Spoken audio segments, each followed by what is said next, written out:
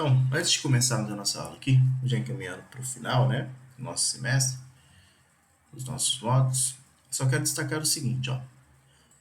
O capítulo, essa sessão, né, o capítulo 7, que trata das disposições penais, ou seja, dos crimes em espécies, eu vou pedir para vocês, pedir para os senhores, que façam uma leitura desse capítulo e explico o porquê. Porque trata-se, claro, de uma matéria de direito penal, que o senhor já tiver a oportunidade de verificar lá nos crimes especiais, ou quando estudou a matéria de direito penal que tratava das legislações específicas nos crimes em espécie, e estão aqui os crimes falimentares. Né? Nós vamos fazer uma leitura sobre, vai trazer aqui para nós, fraude contra credores, exemplo, praticar antes ou depois de sentença decretar a falência, conceder a recuperação judicial, homologar a recuperação extrajudicial, ato fraudulento que resulte ou possa resultar prejuízo aos credores, com o fim de obter ou assegurar vantagem devida para si ou para outrem. Pena, reclusão de 3 anos a 6 anos e multa. Pena aumentada de 1/6. Então aqui nós temos só o tipo penal e a pena. Né? E aí, tudo que você já tiver a oportunidade de aprender no direito penal é aplicado. Existem alguns tipos penais que são curiosos, como por exemplo, olha, que a gente tivemos a oportunidade de trabalhar em vários outros semestres, como por exemplo, deixar de elaborar ou escriturar ou autenticar antes ou depois da sentença de falência, decretar a falência, conceder a recuperação judicial ou homologar o plano de recuperação extrajudicial, os documentos de estruturação contábeis obrigatórios, ou seja, deixar de ter os livros empresariais. Pena, detenção de 1 a 2 anos, multa se o fato não constituir em crime mais grave. Tá? Então, vou pedir isso. Só fazer uma leitura, é uma leitura rápida. Ixi, um minutinho, só é só realizar uma leitura rápida, né, acerca aí do que foi proposto e fazer uma revisão desses tipos penais aí, portanto, tá? Só isso, né? Ressalto também que como é uma matéria de direito penal e já tiveram a oportunidade de verificar lá nos crimes em espécie e também toda vez que estudaram lá a teoria dos crimes, né, do direito penal, teoria geral dos crimes, foge um pouco do nosso objetivo explorar explorar essa explorar essa temática no presente semestre. Ou seja, não será nenhum tipo de... É importante que faça uma releitura para relembrar, para poder ver os tipos penais e agora com os olhos voltados para o direito falimentar, para que quando acontecer uma situação fática consigam aí se adequar. Mas foge assim do nosso escopo, né? Aqui no direito empresarial, trabalhar com esses crimes em espécie. Ok? Tranquilo? Por isso que nós vamos trabalhar então com atos ineficazes, pedido de restituição, embargo de terceiro, pagamento do passivo, realização do ativo, né? E encerramento da falência e das obrigações do falido. Tá? São todas matérias conexas. Aqui, quando falamos de realização do ativo, pagamento do passivo, né? E aqui, encerrando mesmo, nós temos a sentença de encerramento da falência. Tá? Vamos começar aqui com essa parte. Pedido de restituição e embargos de terceiro. Vamos entender o que está sendo trazido e o que é o que se espera que você tenha a oportunidade de estudar nesse aspecto. Depois você vai fazer também uma leitura de todo o nosso material para complemento. É claro que aqui eu estou só lhe dando o norte da nossa disciplina, né, no pedido de restituição que está aqui, no artigo 85, E o complemento dos estudos você vai fazer assistindo nos vídeos ou também fazendo aí a leitura do material. Muito bem, olha só. O que fala o nosso artigo 85 aqui do pedido de restituição? Vamos ler. O proprietário de bem arrecadado no processo da falência ou que se encontre em poder do devedor na data da decretação da falência poderá pedir sua restituição. Aí vem o parágrafo único. Também pode ser pedida a restituição de coisa vendida a crédito e entregue ao devedor nos 15 dias anteriores ao requerimento de sua falência, se ainda não alienado. Olha o que está sendo trazido para a gente. Veja só. Acompanhe aqui de novo. Ó. O proprietário de bem arrecadado no processo de falência ou que se encontra no poder do devedor na data da decretação da sua falência. Então vamos colocar aqui aquela situação clássica, né? Nós temos um credor, o credor pede a falência do devedor, verificado todos os requisitos e a ampla defesa, né? Requisitos para que se possa pedir a falência e também dado em ampla defesa para o devedor.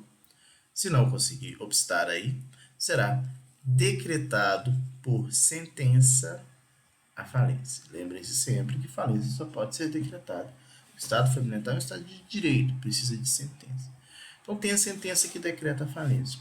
Tivemos a oportunidade de ver em aulas anteriores que é nomeado administrador judicial.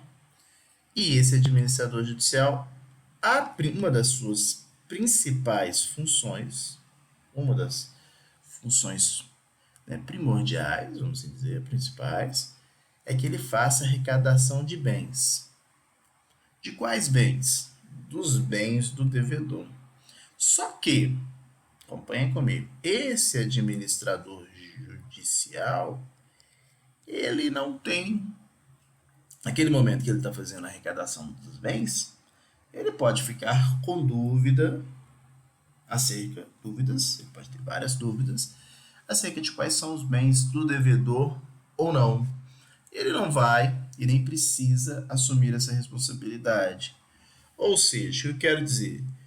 Com a decretação da falência por sentença, o administrador judicial vai arrecadar, né, vai pegar, vai deixar disponível ali todos os bens que encontrar, veja, todos os bens que forem encontrados na posse ali daquele devedor. Então ele vai arrecadar todos os bens. E depois vai fazer essa análise se o bem pertence ou não àquele devedor. Pode acontecer, olha só então, veja, ele vai arrecadar todos os bens. O que pode acontecer? Pode acontecer que lá no estabelecimento do devedor existam bens, como por exemplo lá tem um carro, né, um automóvel. Esse carro, esse automóvel não pertence ao devedor. Sabe por que ele não pertence ao devedor? Porque é, por exemplo, um automóvel que foi alugado, né? Então veja, o administrador judicial faz a arrecadação desse carro.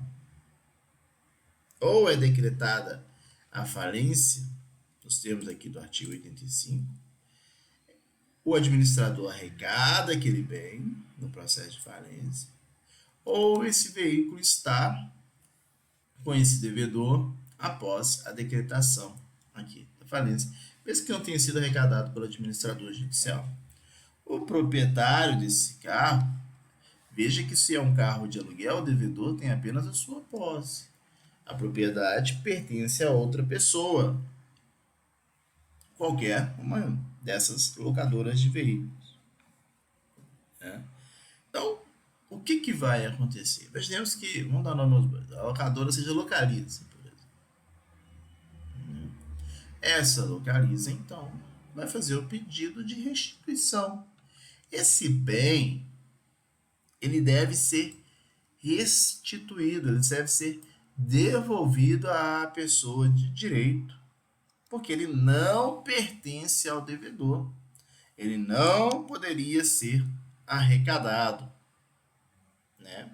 Então, é isso que está sendo trazido no artigo 85. O bem arrecadado, que não pertence ao devedor, ou que se encontra em posse do devedor, em poder do devedor, depois da data de decretação da falência, o proprietário, quem é dono do bem, pode pedir a sua restituição.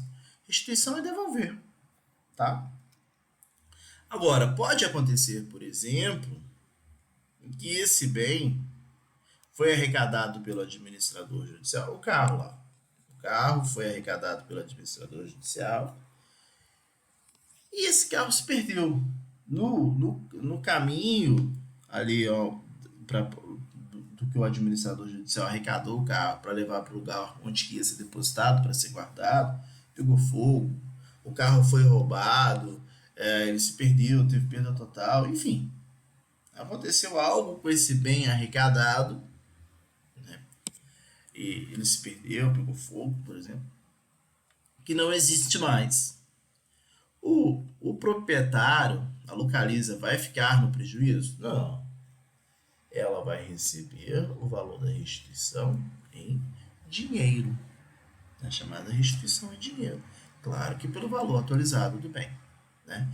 Lembre-se sempre que esse bem não pertence ao devedor, tá? E o parágrafo único também fala o seguinte, ó. Também pode ser pedida a restituição de coisa vendida a crédito e entregue ao devedor nos 15 dias antes do requerimento da sua falência, se ainda não foi vendido. Qual que é essa situação? Essa situação é a seguinte. Veja,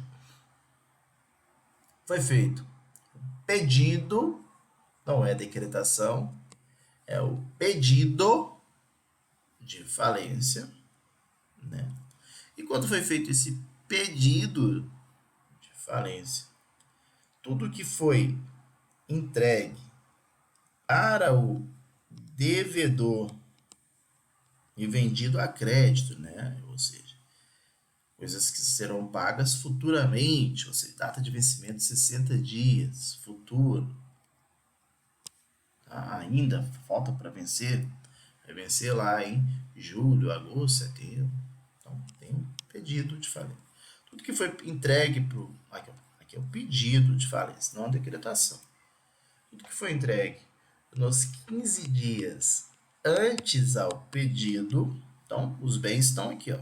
Os bens estão na posse do devedor. Quem que entregou? Entregou foi o A aqui, ó. A vendeu para esse devedor mercadorias dentro desse período de 15 dias de alguém antes pedir a falência. As mercadorias estão de posse do devedor, os bens ainda estão lá com o vendedor, não foi ainda vendida, não houve a venda, portanto, daquelas mercadorias, e é uma data futura. Se acontecer isso, ó, se a venda aconteceu nesse intervalo de 15 dias antes do pedido, não é da decretação da falência, não, do devedor. Se os bens ainda não foram vendidos, se os bens ainda estão na posse desse devedor e não foram alienados, vendidos, o que pode acontecer? O A pode pedir a restituição desses bens. Mas se foi vendido antes? Se foi vendido antes, o A é apenas credor, ele vai habilitar o seu crédito lá na classe possível. Mas e se os bens já foram vendidos? Se já foi vendido, acabou, não existe os bens, não cabe restituição, né? E claro, não pode ser uma venda à vista, tem que ser uma venda futura aí, portanto, tá? Feito isso, e sempre lembrando que é do pedido, não é da decretação da falência. Diante dessa situação, nós temos também a possibilidade da pedido de restituição, de devolver os bens para aquela pessoa. E o pedido de restituição, não sei se vocês conseguiram perceber, ele é importantíssimo. Primeiro, o bem não vai ser vendido, não existe a venda dos bens. E aquele pedido de restituição, por exemplo, ao carro, o carro não vai ser vendido, ele vai ser restituído para o dono, que no caso lá era Localiza, né? Vai ser restituído para aquele dono e não vai concorrer entre os demais credores, como por exemplo lá no artigo 83 da nossa lei. Tá? Então, esse é o pedido de restituição, possibilidade de devolver o bem, né? E você deve perceber que só devolveu o bem porque não pertencia ao devedor. Questão mais justa não existe. O devedor não é proprietário daquele bem. É um bem alugado, ou é um bem que pertence a você. Imagina a seguinte situação: você vai fazer uma compra em uma determinada atividade, coloca o seu veículo lá no estacionamento, né? E tem a falência decretada. Se você sai um pouquinho, vai aproveita e vai num banco. Além de utilizar aquele estacionamento, vai num banco, vai em qualquer outro lugar. E deixa seu carro lá, você deixa ele por umas 3 horas. Vou aproveitar que eu comprei alguma coisa e deixei ali o carro naquele estacionamento por umas 3 horas, por exemplo. Nesse intervalo, esse interregno, vem ali e faz a arrecadação do seu veículo. Chega ali um administrador judicial, aquele lugar que você parou pertence a um devedor, o estacionamento de um devedor que está com a falência, né? Decretado. O administrador vai lá e arrecada o seu veículo. Bora. O que você vai fazer nessa situação? Você vai fazer o pedido de restituição? Não. Não cabe pedido de restituição nesse caso, né? Por que não cabe? Porque eu te contei essa historinha triste aqui, ó. Você não tinha nenhum vínculo com esse devedor. Não era no aluguel, não era ali uma situação de comodato, de empréstimo, de aluguel.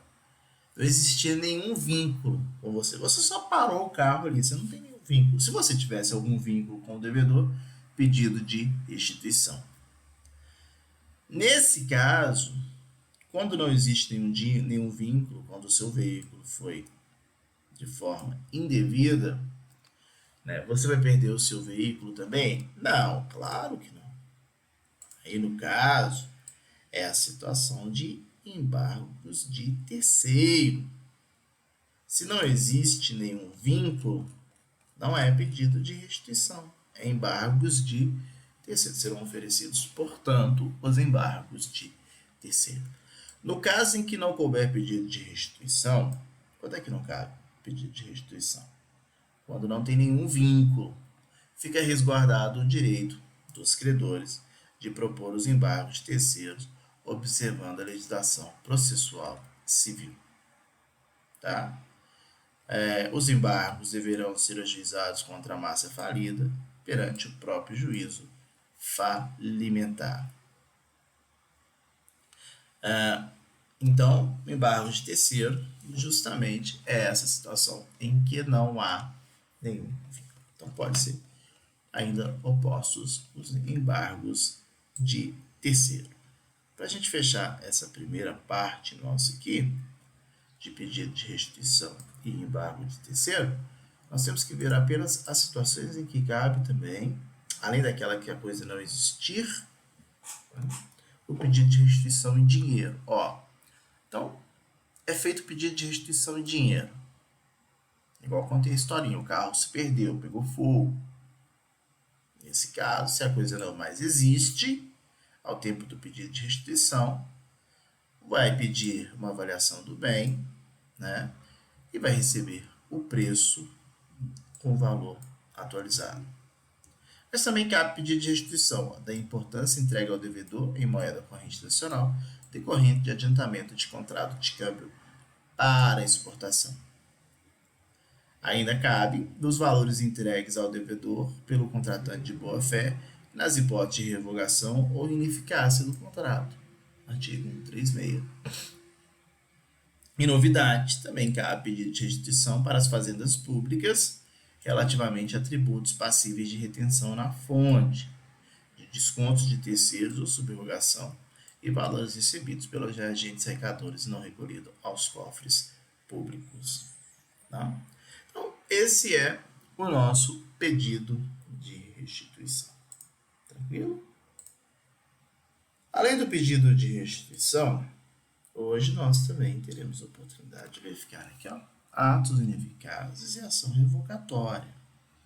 Inclusive, tivemos a oportunidade de verificar que foi uma das matérias cobradas aí em uma VA. Não me recordo qual, mas uma dessas nós tivemos a oportunidade de verificar, verificações de aprendizagem durante todo o semestre.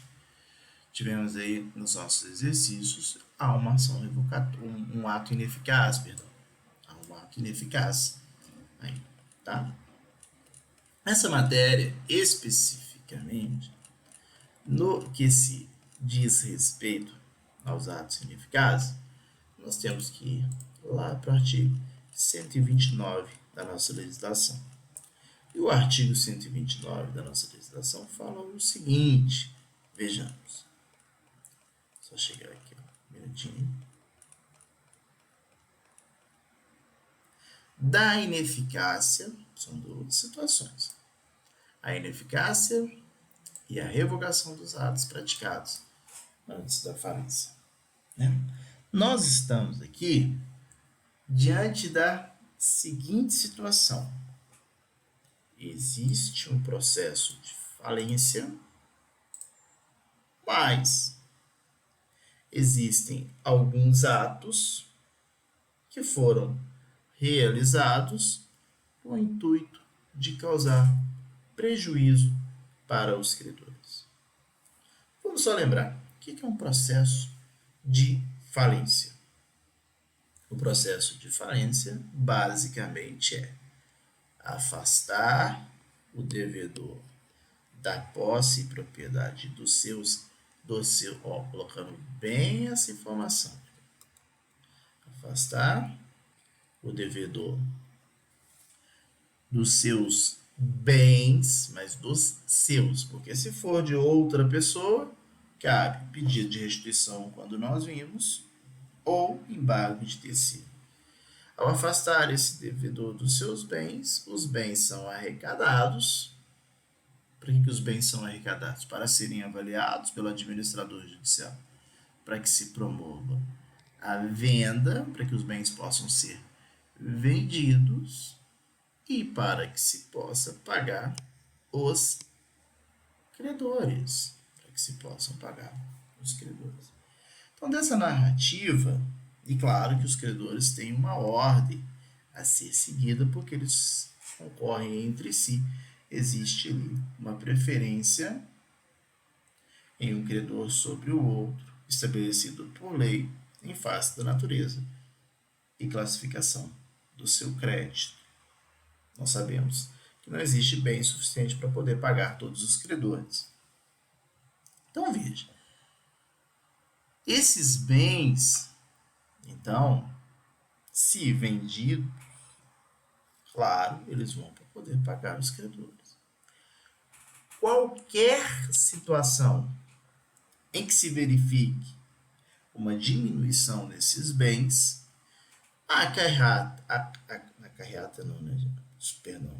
acarreta uma diminuição no produto do valor aqui das vendas, né? Diminui os bens, vai conseguir vender menor o número de bens, consequentemente vai arrecadar um valor menor e vai poder pagar o menor número de credores.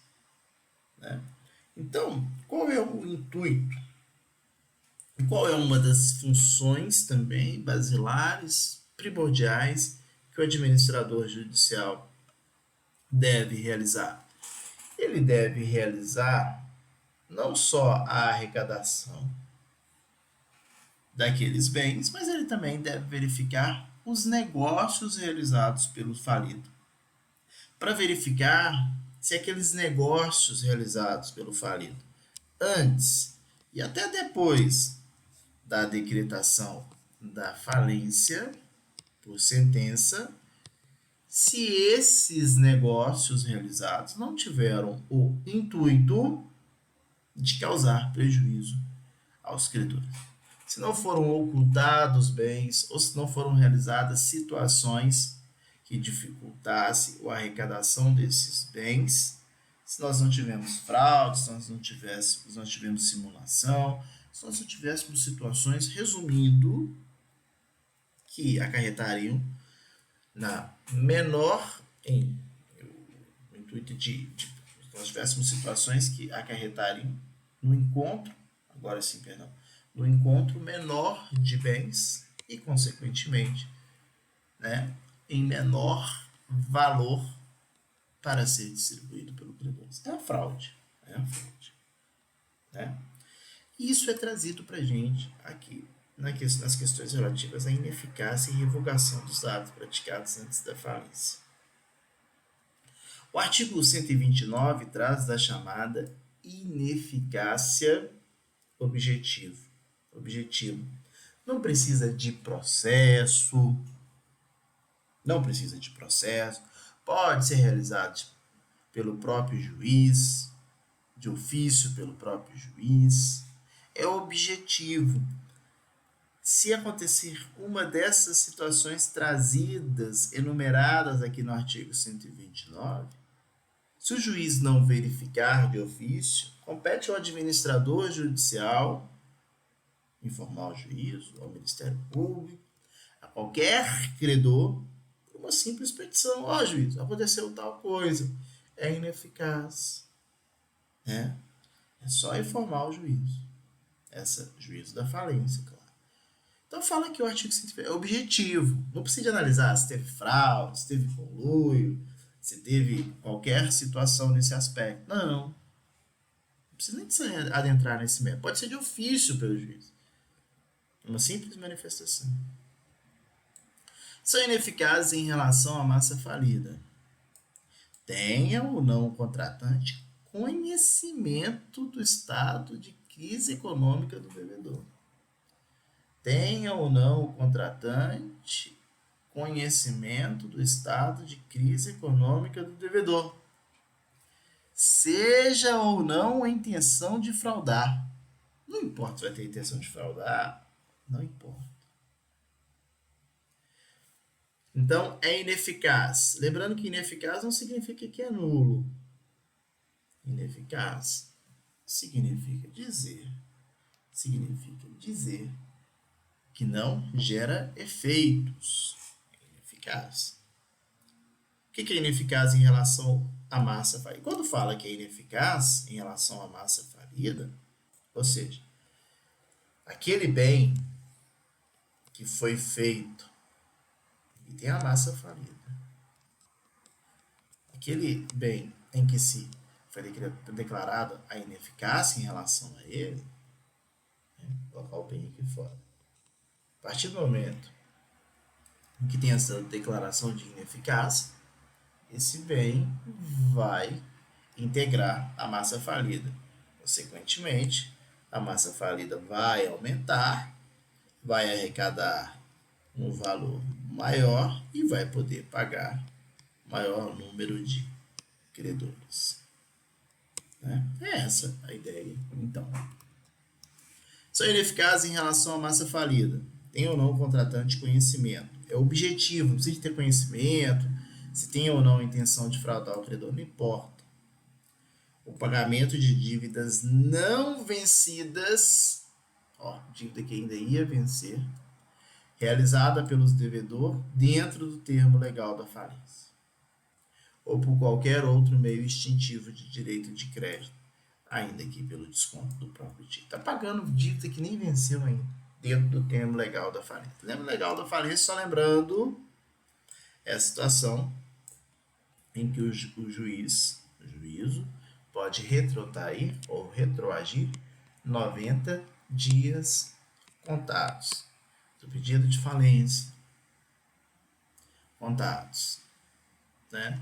Lá do pedido de recuperação judicial, são essas nossas situações relativas. Deixa eu voltar aqui.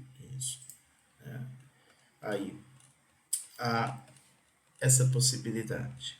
Tá? Não deixe de fazer a leitura aqui relativo a essa situação que nós estamos falando, né? Então, só para passar aqui no texto para você, só porque o termo legal da falência é importante para não ficar digitando. Então, você tem que analisar sempre que termo legal da falência. Acompanhe comigo. Lembrando que na sentença de decretação da falência, o juiz deverá fixar o termo legal da falência, sem poder retrotraí-lo por mais de 90 dias, retroagir até 90 dias contados do pedido de falência, do pedido de recuperação judicial ou do primeiro protesto por falta de pagamento. É o termo legal da falência. Daí a importância do juiz fixar esse termo legal da falência. O juiz vai retrotrair até 90 dias contados aqui, ó, do pedido de falência, do pedido de recuperação ou do primeiro protesto por falta de pagamento, né? E dentro desse intervalo que o juiz fixar até a decretação da falência lá, o que nós temos? Se existir pagamento de dívidas não vencidas, esse pagamento é ineficaz, não gera nenhum efeito. O pagamento de dívidas vencidas também é exigível e realizado dentro do termo legal, sobre qualquer forma que não seja prevista no contrato. Uma dação em pagamento, era pagar em dinheiro, pagou um terreno que vale 50 vezes mais. Consegue ver? A constituição do direito real de garantia, inclusive a retenção dentro do termo legal, tratando-se de dívida contraída anteriormente, se os bens dados em hipoteca, objeto de outros posteriores, a massa receberá a parte que devia caber ao credor da hipoteca revogada. A prática de atos gratuitos desde 2 anos antes da decretação da falência. Então, aqui não é termo legal. Decretou a falência do intervalo de 2 anos antes, não pode, torna-se ineficaz qualquer atos de título gratuito, doação, por exemplo. A renúncia, legado, herança, até 2 anos da decretação da falência. Você perceba que todas essas situações aqui são situações que estão causando prejuízo para os credores. Havendo transferência de estabelecimento, sem consentimento expresso, pagamento de todos os credores. Ou, né, não deixando ainda, não restando bens suficientes para solver o passivo. Vendeu uma unidade de produção, vendeu os bens sem ainda ter bem suficiente para poder pagar os credores. E claro, sem anuência de todos os credores. O registro de direitos reais de transferência de propriedades entre vivos, vendeu um imóvel, transferiu no cartório, né, depois da decretação da falência. Decretou a falência e vendeu o imóvel. Claro que é ineficaz. Claro que é ineficaz. Né? Essas são situações, então, da chamada ineficácia objetiva. Não precisa ter conhecimento do estado de crise econômica financeira. Não precisa ter conhecimento do estado de crise econômica financeira ou de fraudar. Tá?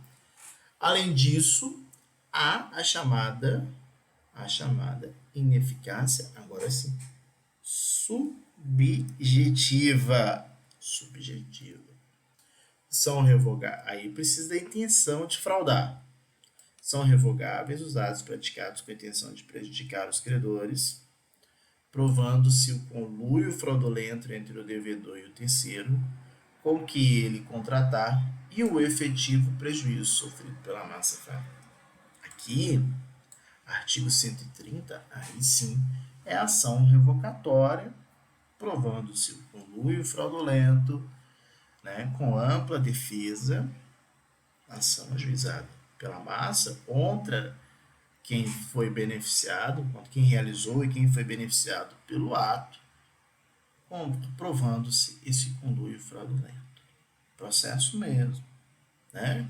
Lá utilizando o Código de Processo Civil, perante o juízo da falência e procedimento ordinário, ampla defesa, contraditório, várias e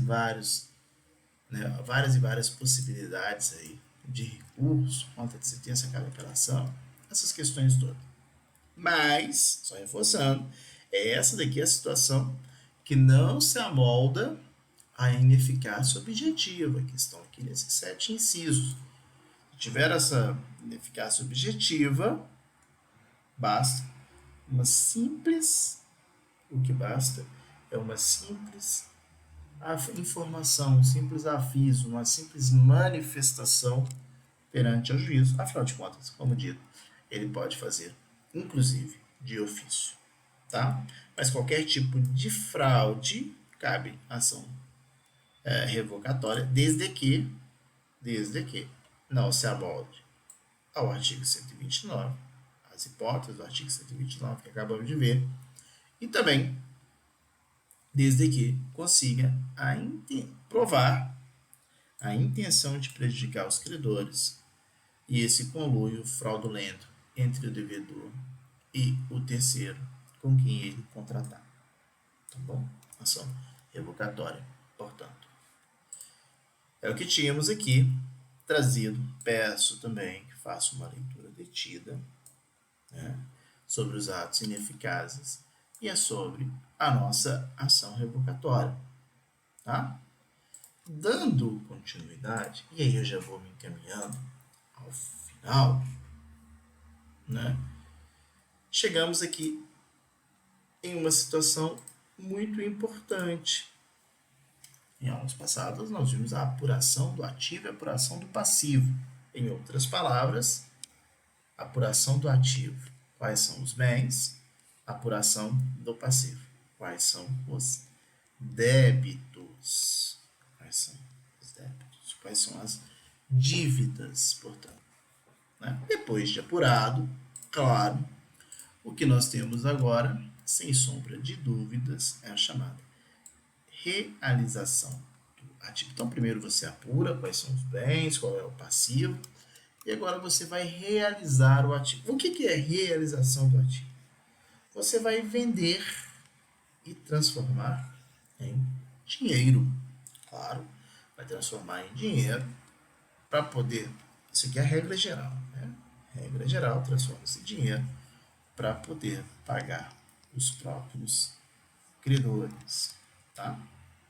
Então, você tem a realização do ativo, transforma todos aqueles bens em dinheiro e, posteriormente, o pagamento a todos os credores, tá?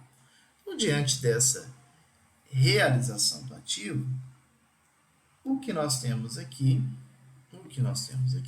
agora proposto são as formas que nós temos, ou como que se dá essa realização do ativo.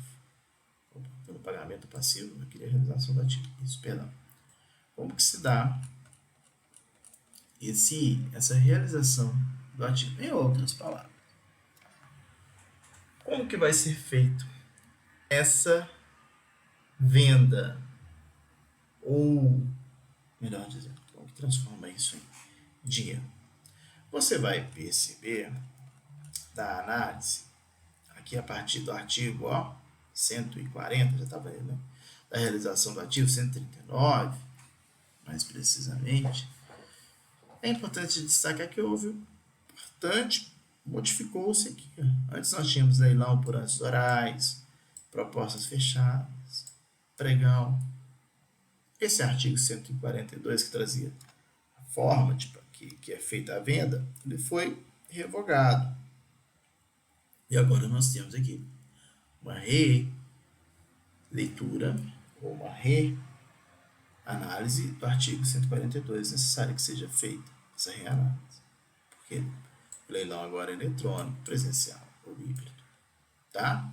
Processo competitivo promovido por agente especializado, nós vamos falar, ou qualquer outra modalidade, desde que prevista nessa lei. Então, acompanhando aqui, vou utilizar agora o texto, que fica melhor que aqui, tá? Muita poluição visual, né? Faça a leitura do texto.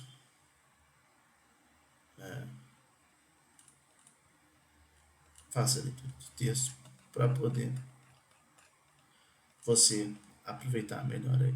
Então, uma vez arrecadados os bens, está aqui no artigo 139, pelo administrador judicial, imediatamente, logo após a arrecadação dos bens, com a juntada respectiva do auto de processo de falência, imediatamente será inicializada a realização do ativo. Não precisa de fazer quadro geral de credores, nada disso. Arrecadou todos os bens, começa a venda desses ativos. Por que começa a vender todos os bens? Claro, para poder ficar, né, o quanto mais rápido, mais célere, melhor, porque lembre-se sempre que o tempo deixam as coisas desvalorizadas e corroem. Né? O tempo ele acaba com tudo. Ao passar do tempo aí, as coisas vão se perdendo aí, né? Então, logo após a arrecadação dos bens e da sua e ter juntado do respectivo auto de processo de falência, será inicializada a realização do ativo. Após ter aí a sua avaliação e o inventário de quais são os bens, começam a venda. Como que vai ser feita essa alienação dos bens? Ela vai ser das seguintes formas: alienação da atividade econômica como um todo, todos os estabelecimentos em bloco. Então, se tiver várias unidades, várias filiais, vender tudo. Alienação das filiais ou unidades produtivas de forma isolada. Estabelecimento empresarial. A lei utiliza empresa aqui, mas está errado, né? É alienação do estabelecimento empresarial. Alienação do estabelecimento empresarial, porque empresa é atividade econômica exercível. Então, é alienação do estabelecimento empresarial. Ou unidades, suas filiais ou unidades produtivas de forma isolada. Então, você vende todos os bens, todas as filiais, tudo junto em bloco ou de forma isolada. Tá? E essa aqui é a melhor forma de vender, porque é a que tem a maior possibilidade de uma maior arrecadação, de um valor maior. Alienação em bloco dos bens que integram cada um dos estabelecimentos. Não conseguiu vender o estabelecimento inteiro. Vender em bloco os bens. E, finalmente, alienação dos bens individualmente considerados. Dependendo do caso concreto, pode ser realizada por uma ou por mais formas em conjunto. Né? Essa é aí, de forma prioritária, que se tenha essa alienação. Lembrem-se sempre que com o produto da venda, né, todos os credores subrogam, ou seja, todos os credores passam a ter direito àquele produto da venda, há uma subrogação, eles passam a ter direito àquele produto da venda. Claro, esse valor que foi vendido, alienado, é justamente para poder realizar o pagamento aos credores. Mas nós sabemos também que existe uma ordem de preferência definida lá no artigo 83. E aí nós já falamos sobre essas questões relativas ao pagamento desse passivo. Vamos só lembrar? Falamos isso em aula passada. Nós vimos que antes de pagar,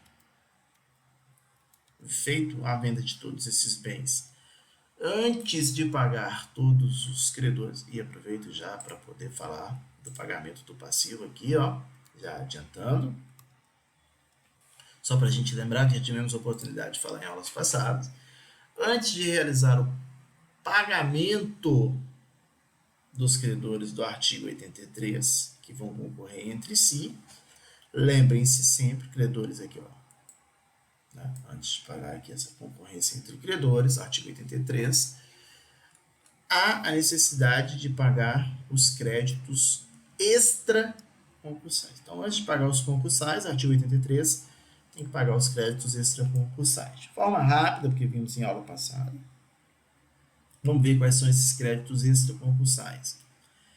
As quantias referentes ao artigo 150 e 151 dessa lei. 151 é os três é referente ao valor até 5 salários mínimos, de salários vencidos nos últimos 3 meses. Então, o primeiro recebe. Tá? O valor referente e entregue ao devedor em recuperação judicial pelo financiador em conformidade, na seção 4A do capítulo dessa lei. Os créditos e objetos de restituição, os créditos em dinheiros objeto de restituição previsto no artigo 85. Acabamos de ver pedido de restituição. A remuneração devida aos administradores judiciais e seus auxiliares. Créditos derivados da legislação trabalhista decorrente de acidente de trabalho relativo a serviços prestados após a decretação da falência. As obrigações resultantes a atos jurídicos válidos durante a recuperação judicial. As quantias fornecidas à massa pelos credores, despesas com a arrecadação, administração e realização do ativo. Né? Nós estamos vendo aqui a realização do ativo. E ao ver essa realização do ativo, tem despesa para poder transformar isso em dinheiro. Essas despesas entram aqui. As custas judiciais e relativas às ações e execuções em que a massa falida tenha sido vencida, os tributos e fatos geradores ocorridos após a falência. Depois, para todas as pessoas, e claro, todas que existirem, aí sim nós entramos nos créditos concursais, que vai pagar. Primeiro, quem que recebe? Relativos a créditos derivados da legislação de trabalho e acidentes de trabalhos até o limite de 150 salários mínimos. Créditos gravados com garantia real até o limite do bem gravado. Os créditos tributários. Os créditos quirografários. Privilégio especial e privilégio geral. Privilégio especial e privilégio geral, parágrafo 6, agora são integrantes como créditos de quirografário. Logo após os créditos quirografários, nós temos as multas contratuais e penas pecuniárias por infrações a leis penais e administrativas, os créditos subordinados e, finalmente, os juros vencidos após a decretação da falência, conforme o artigo 124. Lembrando que, se realizar o pagamento de 25% dos créditos quirografários, pode pedir o encerramento da falência e não pagar mais ninguém, extinguir os efeitos da falência. Bom? Tranquilo? Né? Então esse é o pagamento, tem que seguir essa ordem. Claro que você fazer os pedidos de restituição, depois vai pagar o extra concursal, para depois vir aqui para o artigo 83 e fazer o pagamento dos credores. Mas para poder, então, aqui como dito, os credores se subrogam nesses direitos, na ordem, recebendo dentro de uma ordem de preferência lá definida no artigo 83. Importante destacar, quando você compra um bem, produto de alienação numa falência, esse objeto de alienação está livre de qualquer ônus. Não haverá sucessão do arrematante nas obrigações do devedor, inclusive de natureza tributária. As derivadas da legislação do trabalho, então não tem nenhum débito trabalhista, nem decorrente de acidente de trabalho. Salvo quando for o arrematante sócio da sociedade falida, parente ou linha colateral até o 4º grau, identificado como agente do falido com o objetivo de fraudar a sucessão. Se continuar com aquela atividade, alienação em bloco, dar continuidade, os empregados do devedor pelo arrematante serão admitidos mediante novos contratos de trabalho. O arrematante vai continuar com aquela atividade econômica. Faz novo contrato de trabalho, quitando tudo, afinal de contas, o objeto é livre de qualquer ônus. Qualquer ônus. E não há sucessão do arrematante. Quem comprou não sucede em nada. Tá? Quais são as modalidades? Agora sim, as modalidades de alienação do ativo.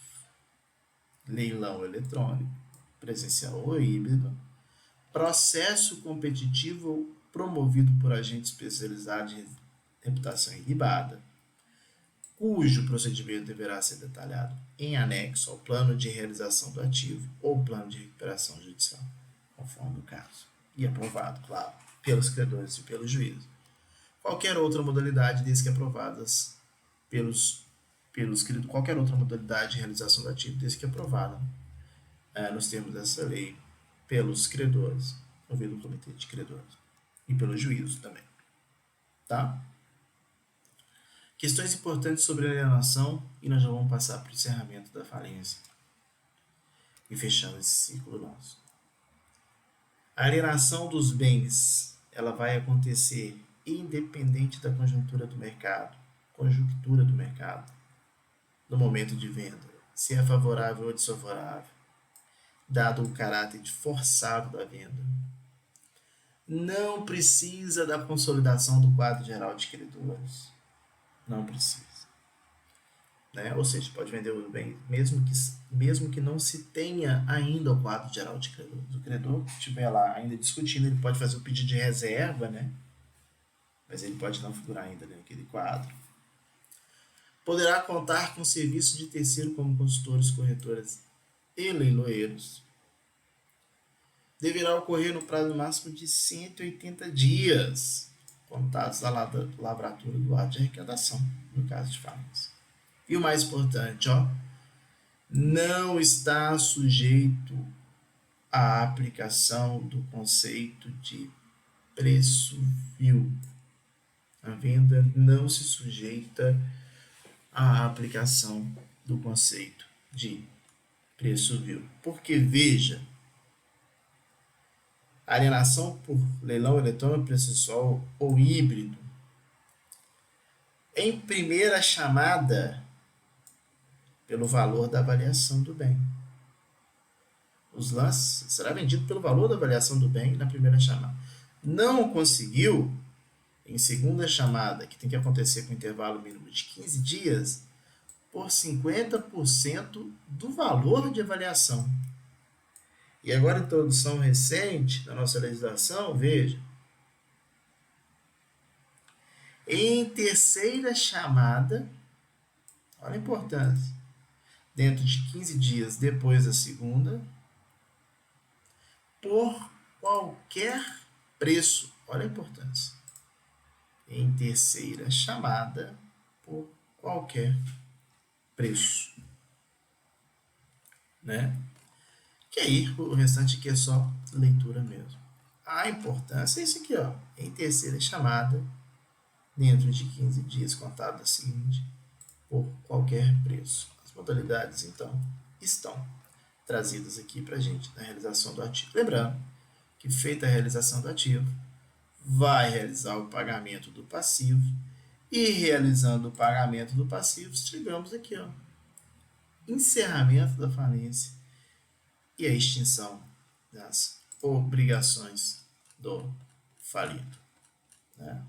Que está justamente aqui a partir do nosso artigo 154. Encerramento da falência e extinção das obrigações do falido. Concluída a realização de todo ativo, vendeu todos os bens, portanto, realizou o pagamento do passivo, distribuiu o produto da venda entre os credores, que compete ao administrador judicial. O administrador judicial vai apresentar suas contas ao juízo no prazo de 30 dias ao juízo falimentar. Então, vendeu todos os bens, pagou todos os credores, o administrador judicial vai apresentar suas contas ao juízo.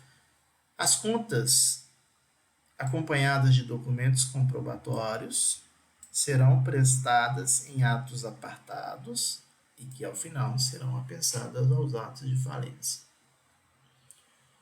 O juiz ordenará a publicação de aviso que as contas foram entregues, que se encontram à disposição dos interessados, que poderão impugná-las no prazo de 10 dias. Então, é feito em atos apartados, não são os mesmos atos da falência. O administrador judicial entrega para o juízo as suas contas, o juiz abre o prazo para que qualquer interessado possa impugnar as contas do administrador no prazo de 10 dias.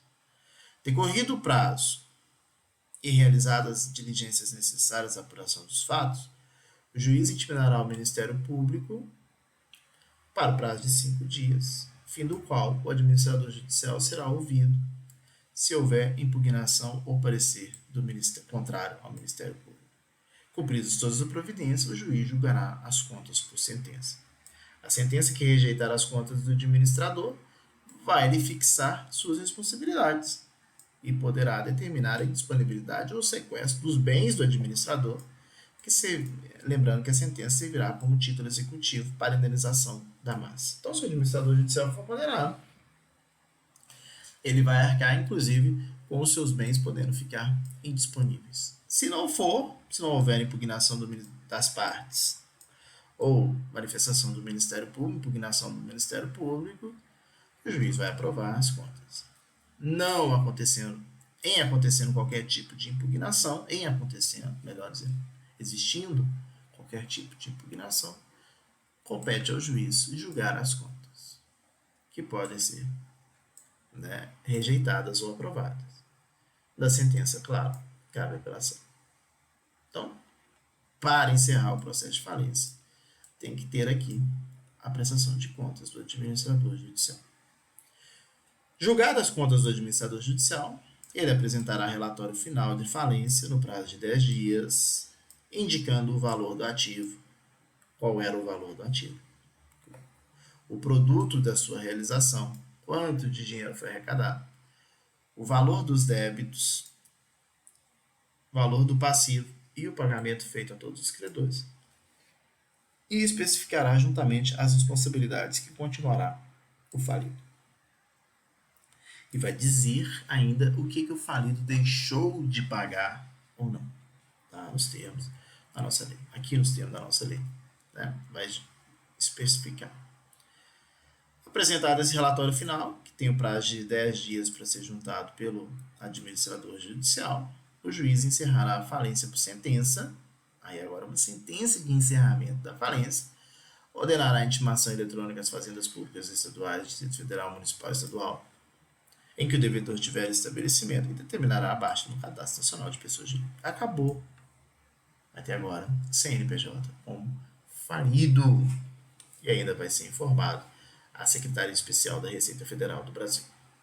Né? Então, basicamente isso. Entregue, portanto,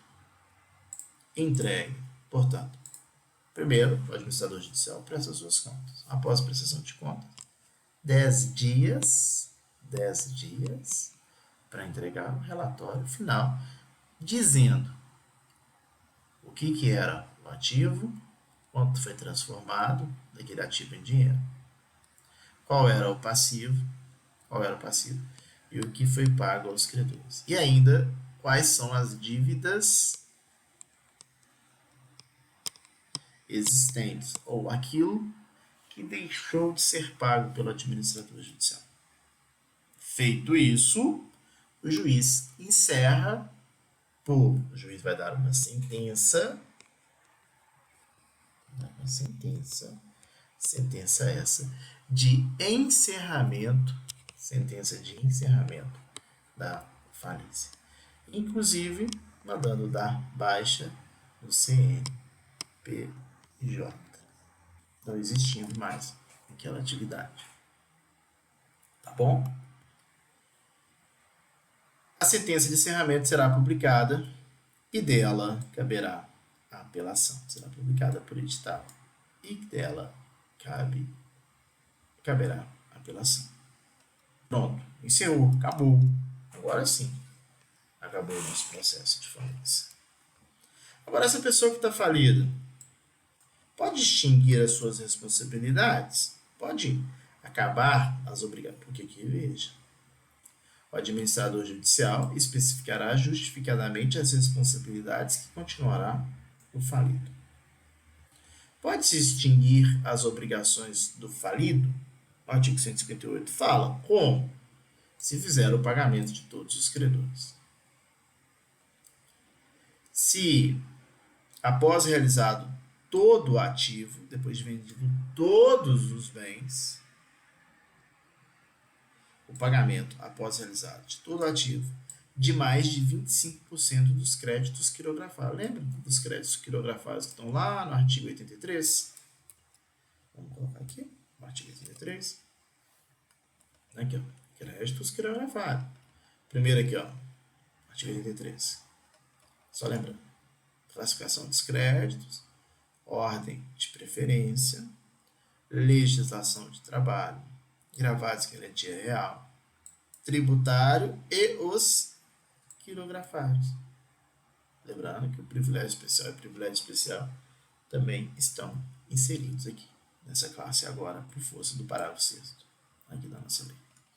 Então, os créditos quirografários, que fala aqui o artigo, inciso 2º do artigo 158, fala o pagamento após realizado todo o ativo de mais de 25% dos créditos quirografários. O que acontece? Extingue a obrigação do falido. É como se tivesse feito o pagamento de todos os créditos. Facultado o falido o depósito da quantia necessária para atingir a referida porcentagem.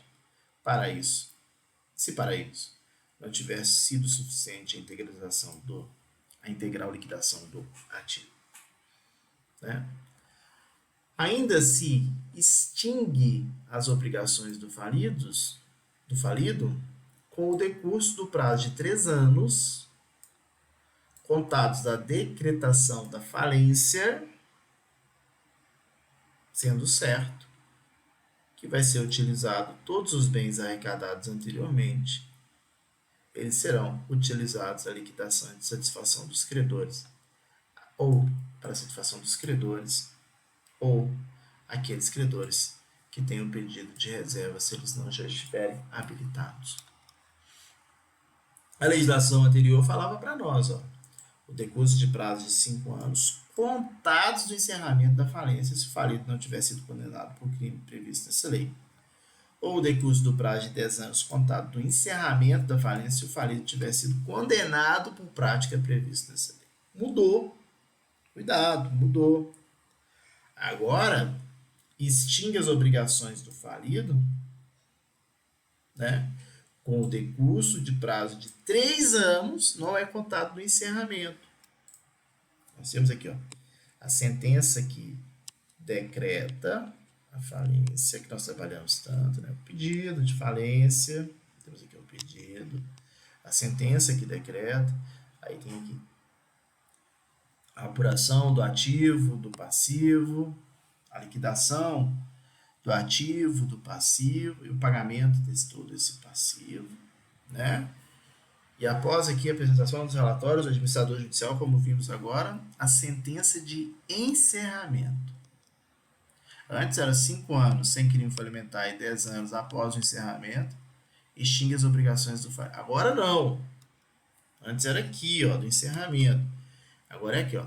O decurso de prazo contado da decretação da falência, o decurso de prazo de 3 anos contado da decretação da falência, 3 anos contado da decretação da falência, né? Sendo certo que os bens, ressalvada a utilização dos bens arrecadados, que serão destinados à liquidação e satisfação dos credores.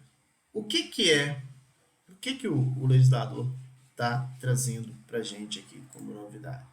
Olha, o legislador está falando, a pessoa perde os bens, mas pode, se quiser, começar um novo negócio, sem bens nenhum, claro, sem bem nenhum.